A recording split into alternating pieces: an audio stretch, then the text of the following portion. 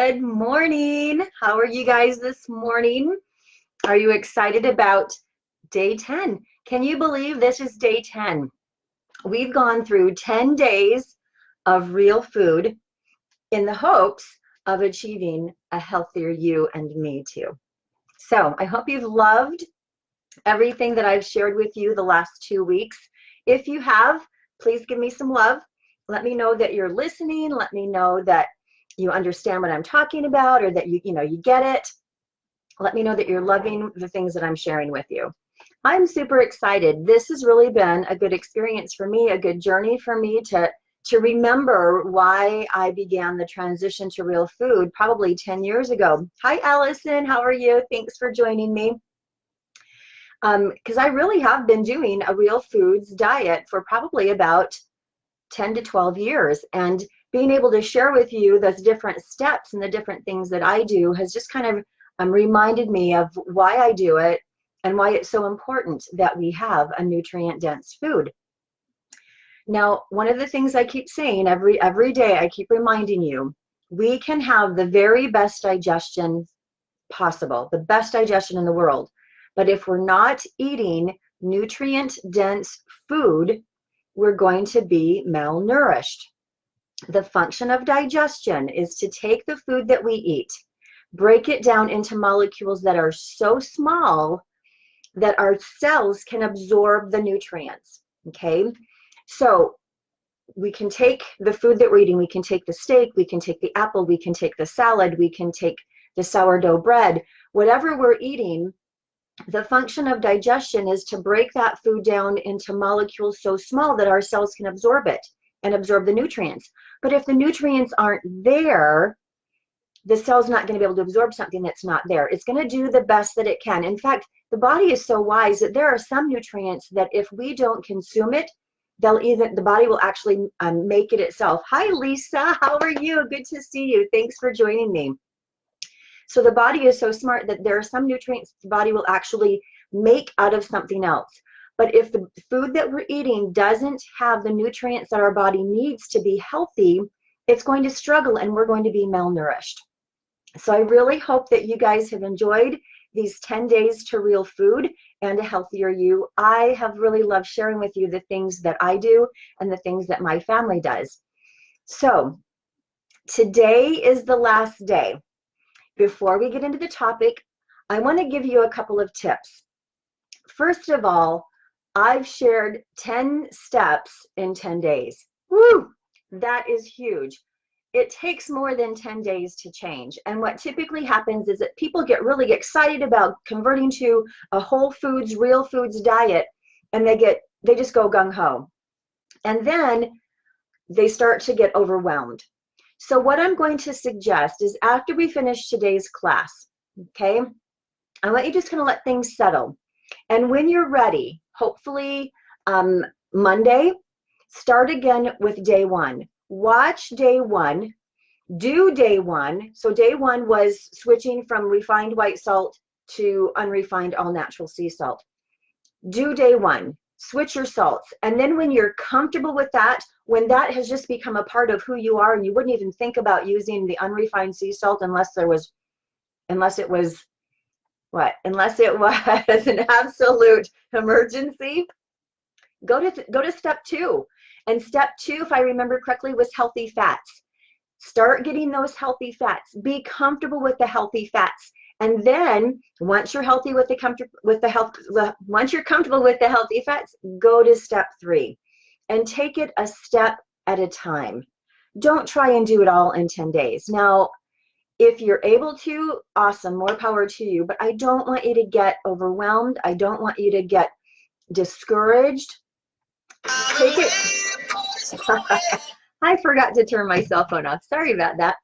Don't get discouraged. I want you to be successful. And so one of the ways to be successful, one of the ways that I can suggest to help you be successful is to take one step at a time. Be comfortable with that step and then incorporate the next step. And that's going to give you a greater chance for success than if you try and do it all at once and then end up getting discouraged, okay? So I also want to remind you about the Restart program that I have coming up. And I've told you I have a special offer for you, and I'll tell you about that at the end of the class. But the Restart program is a 5-week nutrition education program that I teach. It's wonderful. Such great information. Built into that 5 weeks of nutrition education is a 3-week sugar detox. I have seen some amazing benefits from this 3-week sugar detox. And the sugar detox is not just about giving up sugar, okay? We're talking about adjusting our diet for these 3 weeks to help balance blood sugar regulation. We're limiting the foods that convert quickly to glucose. We're adding in lots of healthy fats. And oh my goodness, I think I told you my husband, he lost 15 to 20 pounds. I don't remember. I think it was 15, but it could have been a little bit more. Could have been 18. He lost 15 to 18 pounds. I lost 2 inches. I've had students tell me that their eyesight improved. And if you understand blood sugar regulation, you'll know why that is. I've had clients with their knees ached. Every time they went up and down the stairs, their knees just hurt. At the end of the class, no more knee and joint aches. Another student who had arthritis so bad she couldn't open her hands all the way, she couldn't close them all the way. They were kind of stuck like this. At the end of the class, full range of motion. It's just a wonderful class. I mean, just so many benefits. Plus you get the education along with the sugar detox, along with the support of everybody else who's going through it. So I'll give you some information about the class that's coming up at the end of today's topic, and hopefully you can join us.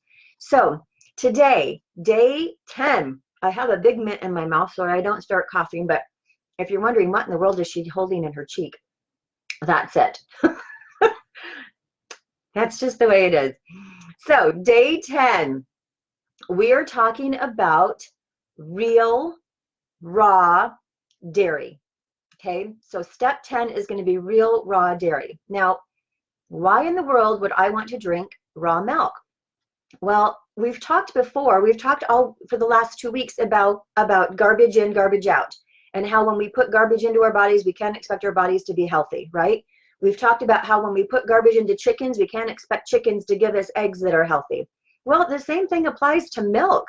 If we're putting garbage into the cows or things into the cows that they're not supposed to be eating, or that they're not used to eating, or that's not beneficial for them to eat, how in the world can we expect them to produce a good product?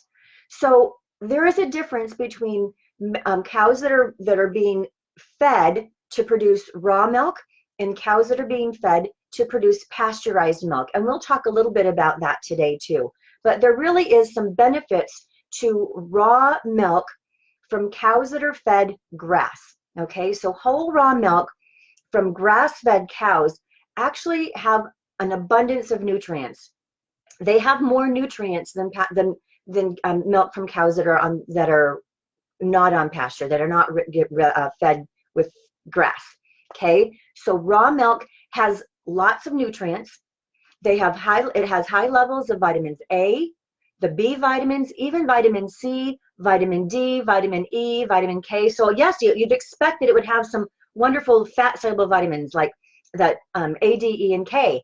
But it also has it's a high source of vitamin B, vitamin K. It's a good source of magnesium and zinc.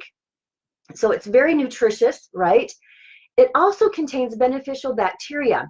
It contains that lactobacilli bacteria that produce vitamin K2 that improves the absorption of the nutrients so that we can have more benefit from them. And it normalizes our gut function. Those lactobacilli bacteria help normalize our gut function. And raw milk has that. Pasteurized milk doesn't. Raw milk also contains beneficial enzymes to help digest lactose. So raw milk naturally contains lactase, which is an enzyme that helps us digest lactose. But when you pasteurize milk, it denatures that enzyme. It destroys that enzyme so that we don't have the benefit of it. And that's one of the reasons that so many people are lactose intolerant when they drink pasteurized milk, because their body's not producing enough lactase, and they're not getting the lactase from the dairy to help them digest the dairy. Make sense? Give me some love, or do it like a milk emoji for me, a cow emoji, if you know what I'm talking about. So raw milk also contains hundreds of different healthy fatty acids. It contains conjugated linoleic acid, which is tied to cancer prevention and healthier cholesterol levels. It contains omega-3s, which are those anti-inflammatory fatty acids. It contains butyrate, which also helps with the anti-inflammatory process. It helps with our metabolism, helps with stress resistance. Raw milk, it's just so wonderful. Raw milk also contains higher amounts of antioxidants. I mentioned vitamin E, but also beta carotene, and those help fight inflammation and fight oxidative stress. Okay, raw milk is a wonderful source of protein. Now, you don't always think of milk as a source of protein, but it is. Raw milk is an excellent source of protein. It contains the amino acids that we need. In fact, it's considered a complete protein. Milk is considered a complete protein because it contains all 9 of those essential amino acids that our body needs, okay? Now, the essential ones are the ones that the body can't make. And when your body has the essential amino acids, it can actually use those essential amino acids to make the non-essential ones that the body needs as well, okay? Milk has those essential amino acids. And this is really interesting. If you exercise a lot, or if you're a runner, there have been several studies that show that drinking raw milk after your workout decreases muscle damage. It helps promote muscle repair, and it increases strength, and it even decreases the soreness of your muscles after a workout. Isn't that amazing? All of that from milk, from raw milk, from drinking just some wonderful raw milk from cows that have been fed grass. Okay, now there are other studies also that show that children who drink raw milk are 50% less likely to develop allergies, and they're 41% less likely to develop asthma. And allergies and asthma are on the rise. Allergies and asthma are on the rise. And if you think about it, letting your child drink good, wholesome raw milk from cows that are fed on grass gives your children a 50% less likelihood of getting allergies and 41% less likelihood of developing asthma. I love that. So there really is a lot of wonderful benefits. Now, there's also some controversy with raw milk, as there is with everything.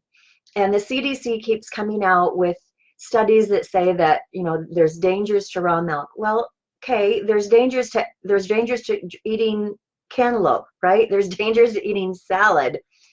But the truth is that most of those raw milk scares are really unfounded.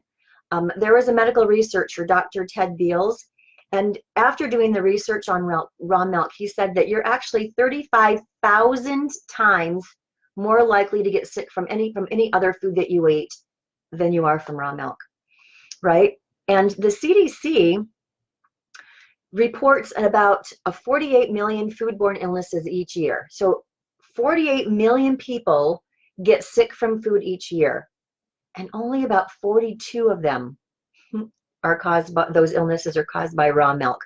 So that's 0.0005%. So your chances of getting sick by raw milk are so minuscule. In fact, Dr. Chris Kressner did some investigation too, and he found that you're 3 times more likely to die in an airplane crash than you are to get sick from raw milk. So there really are some wonderful health benefits to raw milk, and don't buy into the scares of the CDC. Now let's talk about pasteurized milk, okay? And there is a difference, and I'm going to tell you a story. I was going to tell you later, but I'm going to tell you a story now. There used to be a farm in Ogden, okay? Hey, Mom, I'm so glad you joined in. Good to see you. Thanks for the love. I love that. Thank you, Mom. There was a farm in Ogden, and when I was first learning about raw milk, I heard about all the wonderful benefits of raw milk. And so, of course, I wanted to try some raw milk. And I found a local farm up in Ogden. Now, I found out that this dairy actually had cows that they milked to pasteurize and sell, okay? So the cows were being fed whatever cows are being fed to produce pasteurized milk. And the demand for raw milk was so big that this dairy thought that they would take advantage of that. Naturally, it's good business practice to do what your market wants, right? But they set aside some of that milk that was supposed to be pasteurized. They set it aside so that people could buy it raw. Okay. So I go there and I'm doing my due diligence. I walk around the farm a little bit and I'm seeing animals on pasture, but I'm also seeing a lot of the animals in barns. And so I asked the lady about, well, do you feed your cows grass, or are they grass fed or grain fed? And she said, well, we don't have enough pasture for all of our cows, so we rotate them through. So they do get some grass. And I thought, okay, no, that's not optimum, but okay. I also know that the standards for selling raw milk are so high. I mean, standards for selling pasteurized milk here, standards for selling raw milk here. So I thought, well, okay, I know the standards are pretty high, so I'm gonna trust this. I bought some of the milk. I went home and I had a glass, and it tasted the way the barns smelled. And I'm like, oh my gosh, I know that raw milk is good for you, but if this is the way it tastes, I don't know if I can drink it. Well, fortunately, later that week, I had a friend come over who was used to drinking raw milk, and I asked her, would you please taste this? Let me know, is this what raw milk is supposed to taste like?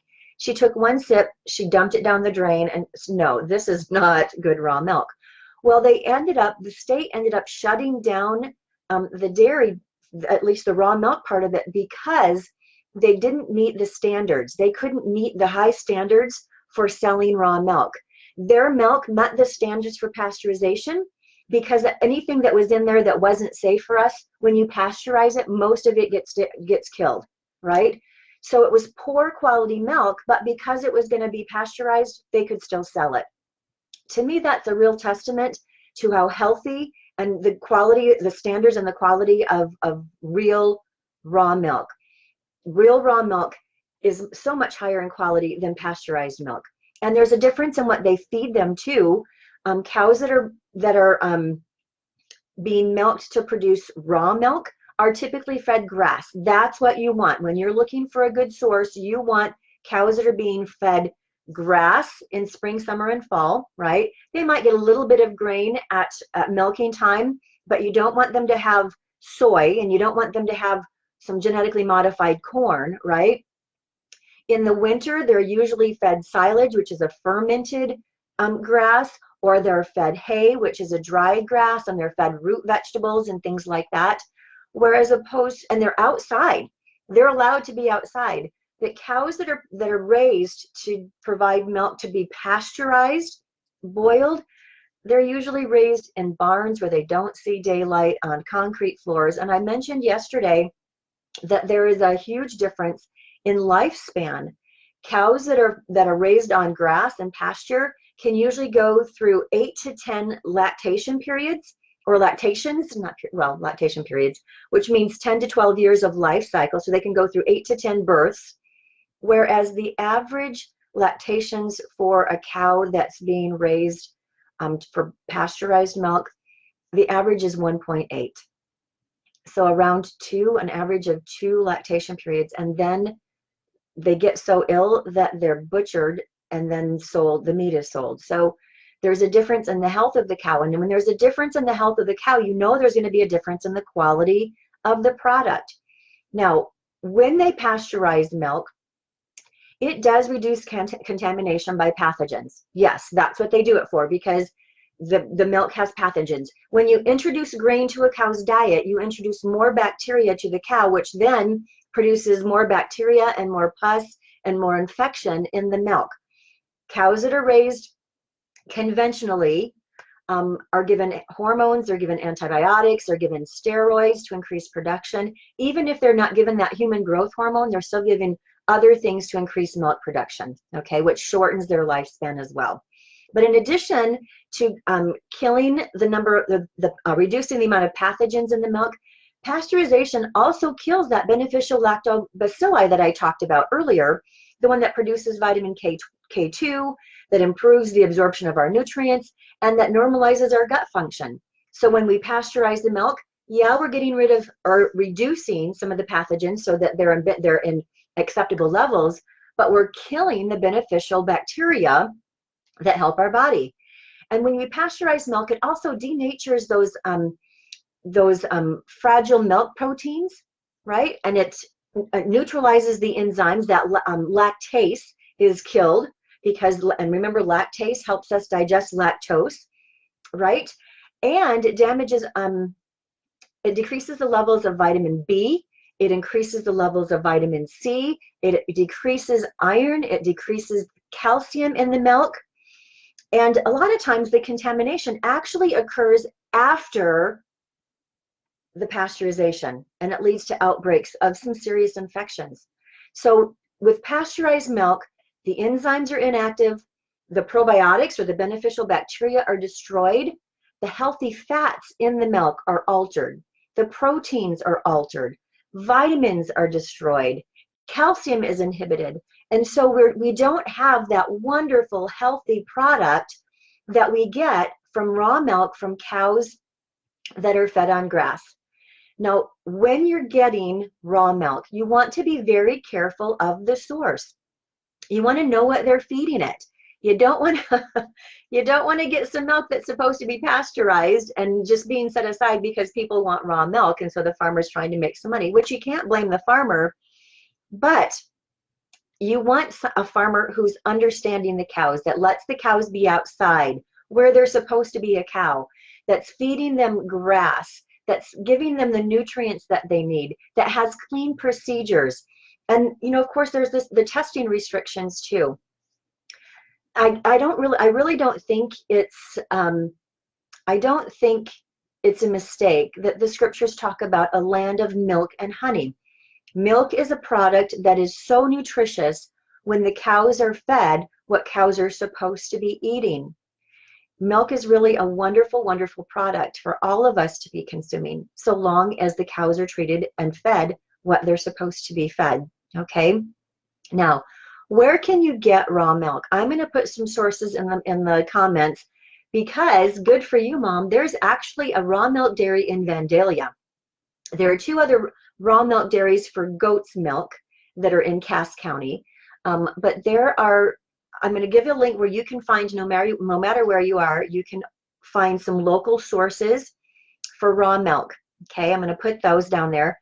I'm going to share some other information with you too. I want to give you a quote here. I want to tell you a story, one more story by a chapter leader. Now, if you have problems finding any of the whole nutrient-dense foods that I've talked about, a good resource is always, always, always your Weston A. Price chapter leader. And I'm going to put his link so that you can find a chapter leader in your area.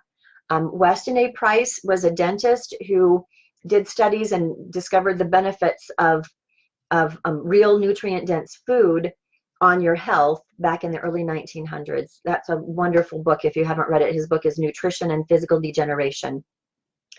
But Weston A. Price Foundation promotes his work, and there are chapter leaders all over the country, actually all over the world, that will help people find sources of nutrient-dense food in their area. Okay, so in one of our chapter leader groups, the chapter leader in northern France, her name is Elizabeth, she shared the following information on milk, on the raw milk. And you know, one other thing too, in France, you know how we've got vending machines here? Well, they have vending machines there where you can get raw milk. There's a lot of things in Europe that I envy because their food is so much healthier. Our food is allowed to have things sprayed on them that is outlawed in Europe. And it's just really sad that we have that condition here in the States, but that's a topic for a different day. This is what Elizabeth says about her raw milk. She says, I never refrigerate my milk. I leave it out and our family evolves with it. The first day or two, we drink it raw. Then as soon as it starts to change taste, we leave it to harden. So you've got the raw milk, which is usually very sweet, and then it starts to turn sour, right? And she says as soon as it changes taste, we leave it to harden. The first days, it has hardened to clabber. It is good as yop. Yop is like one of those Go-Gurts, one of those, you know, those runny yogurts that kids drink now. Put some fruit in there and drink it. Then you can start straining it off and eat it like yogurt. And toward the end of the week, strain it more thoroughly and eat what's left over as a creamy cheese spread. Add salt and spices to taste.